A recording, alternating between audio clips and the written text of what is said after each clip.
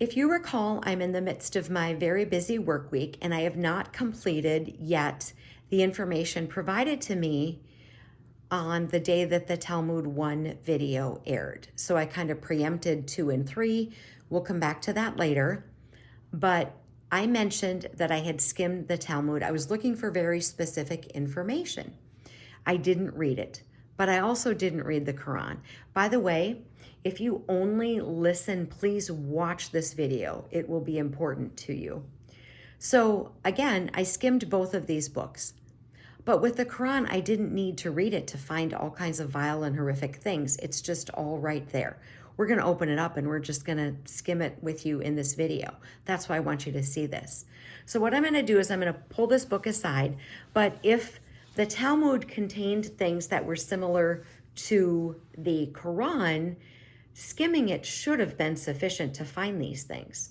And like I said, I'm doing my research on this secondary information. So right now that's not complete. But I skimmed the Quran and found horrific, awful things.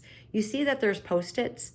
Those were things that I marked, but I don't even have to open it up to that page. I can open it up to any page. So that's what we're going to do. We're just going to open this up and you'll see when I talk about just like skimming. I just opened a page. Okay.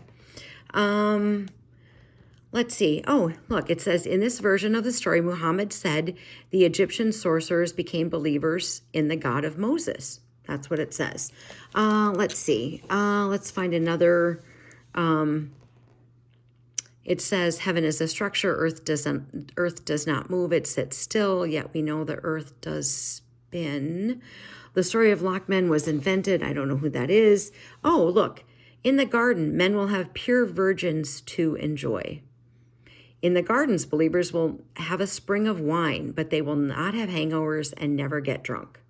Oh, here it says the story of Noah is copied from the Bible and corrupted again.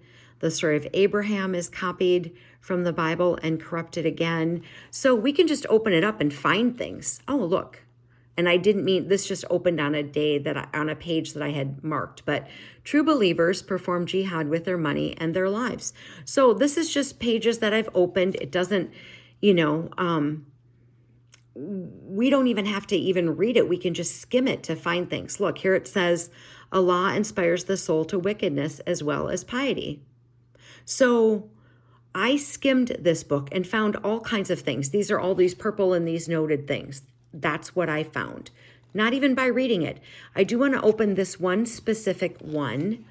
It says this, Allah is a deceiver who leads people to sin so that he may destroy them.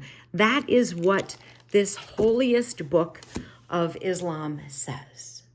So when I said I skimmed the Talmud, I didn't think I needed to per se read it to find these things, because if it's like the Quran and says things like the Quran, it should be easy to find. I just opened those pages and I wasn't even looking for anything in particular. So you saw the page where it says that Allah is a deceiver, but God cannot lie. And thank goodness that we have his word. So Titus tells us that God cannot lie. Titus 1:2 says this, in hope of eternal life, which God, who cannot lie, promised before time began. God will not lie to you. God does not lie to us. So I hope that you had a chance to watch this. You saw me just open up some random pages. You saw what it says, just randomly skimming it. So I am working on completing that secondary information that was provided to me. It gave me a little bit more details, and I will present information either way, but I will present that when it is complete. But again, I'm in the midst of that very busy work week, so I wanted to make this for you so you could see, just by skimming the Quran, look at the things that we saw. And if those things were in the Talmud, it should be easy to find.